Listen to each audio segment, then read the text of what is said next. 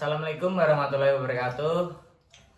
Kami dari Prodi Pendidikan Olahraga Universitas Muhammadiyah Surakarta. Di sini kami mau membuat podcast mengenai pembelajaran evaluasi penilaian sikap PJOK. Pertama, saya mau memperkenalkan diri dan nama-nama kelompok saya. Saya sendiri Rizky Prabowo, NIM 34.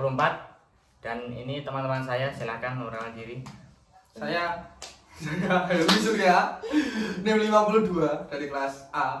Saya Arnaka Safira Sari, NIM 53 dari kelas A. Oke, langsung saja ke materi mengenai penilaian sikap PJOK. Gini, Mas Helmi dan Mbak Vira, Oke. menurut kalian penilaian PJOK, penilaian sikap PJOK itu seperti apa? Kalau menurut saya penilaian sikap PJOK itu ada 3, Ya, psikomotorik, afektif, sama kognitif. Dan di penilaian sikap PJOK itu ada aspek-aspeknya. Yang saya ketahui aspek tanggung jawab dari penilaian, terus percaya diri, terus ada tanggung jawab, disiplin. Cukup itu yang saya tahu dari penilaian sikap PJOK. oke. Oke. Gimana Mas Helmi mau menambahi? Sikap PJOK yang dibilang Mbak Vira tadi tidak benar. Ya. Terus Saya cuma menambah aja sportivitas. Oke. Sebelumnya tuh yang dinilai itu ada 3. Afektif, kognitif, psikomotor. Ya. Ya, sikap tuh maksudnya afektif. Yang dari aspek afektif itu ada yang dibilang Mbak Vira itu udah benar. Tambahan lagi sportivitas ini belum. Kayak sportivitas, terus dia intelektual juga, terus dia sama kerohanian. Dan sikap kita gimana, sikap kita terhadap gimana gitu.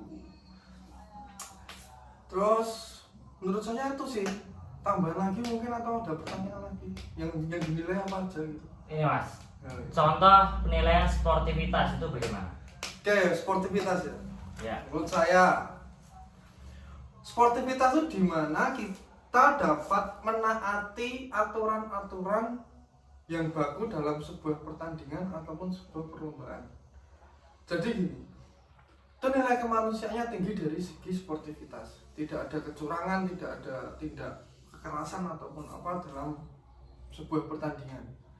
Bisa dikatakan sportivitas kalau kita seumpama kita dapat menerima kekalahan, tapi menang tidak menjelekkan yang kalah.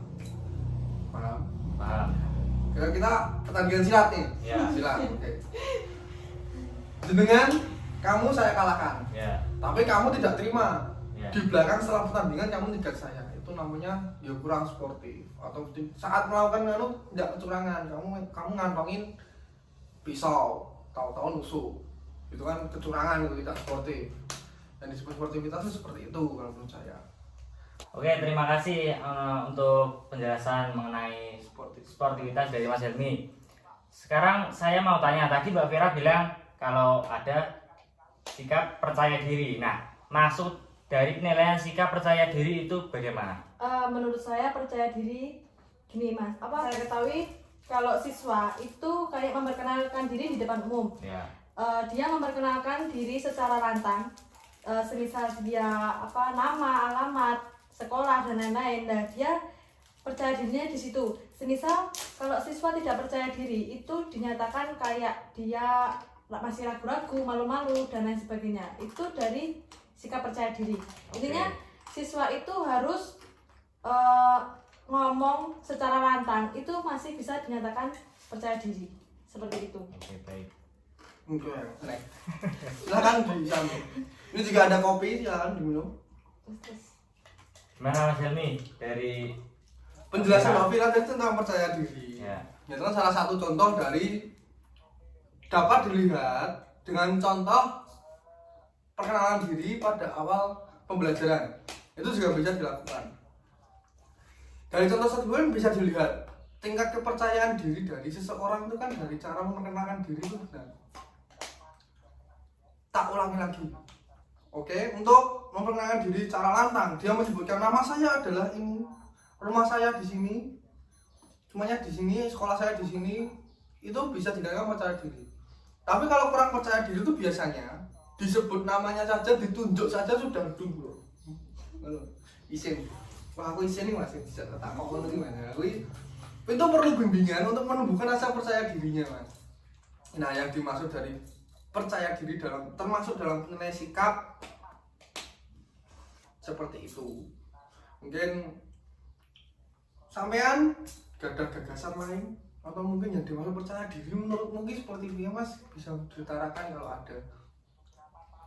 Kalau untuk saya ya mungkin sama seperti kalian. Percaya diri itu dimulai dari pertama kita berada di suatu hadapan hal yang baru, kemudian kita memeragakan diri kita sendiri. Nah, dari itu teman-teman semua kan bisa melihat saya percaya diri atau tidak, seperti itu. Kalau dari saya. Oke, next. Oh, itu. Diskon motor sudah, percaya diri sudah. Saya tadi mendengar dari Mbak Vira itu menjelaskan tentang kedisiplinan termasuk dalam nilai sikap. Ya. Monggo. Disiplin itu gimana? Menurut saya kalau kedisiplinan, misal dalam pertandingan ya, kita harus peraturan yang ada. Misal kita dalam bulu tangkis sendiri, disiplin itu misal kayak Nah, yang dimaksud mungkin disiplin itu menaati semua peraturan, menaati semua aturan-aturan atau perintah-perintah yang diberikan kepada pelatih, dari pelatih kepada atletnya ataupun yang baku dalam pertandingan tersebut. Bisa dikatakan disiplin. Kedisiplin itu bisa banyak hal sih menurut saya, Mas. Tak sampai banget. Ya, silakan. Monggo, santai mawon. Oke. Disiplin kalau dalam pertandingan seperti itu. Kalau dalam kehidupan sehari-hari bisa dikatakan disiplin. Dari di rumah aja lah. Di rumah bisa dikatakan disiplin jika semuanya itu teratur, seperti jam tidur, jam makan, jam bangun tidur itu disiplin. Ya. Jamnya segini bangun ya bangun. Itu enggak ngebul lah, molor gitu. Kalau dalam sekolah pun juga di situ. Tingkat kedisiplinan masuk jam 7, harus masuk ke lingkungan sekolah ya udah jam 7. Kalau nggak disiplin kan pasti ada konsekuensinya. Ya itu termasuk penilaian sikap dari kedisiplinan, mengerjakan PR gitu. ya dan tadi saya pernah bilang kalau ada aspek sikap perilaku itu ada tanggung jawab.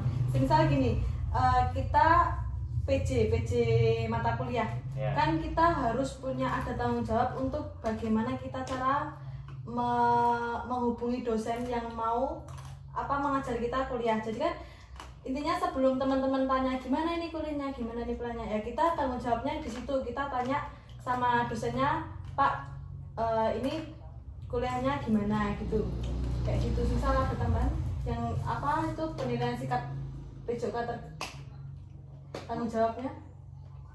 Nah, pandangannya Mas Rizky Prabowo sendiri. Ya. Ini saya balik. Giliran saya menjadi host. Oke. Nah, menurut Mas Rizky Prabowo tadi, tanggung jawab dari PJOK itu seperti apa? Kalau dari pandangannya Mbak Vira kan tentang perkuliahan.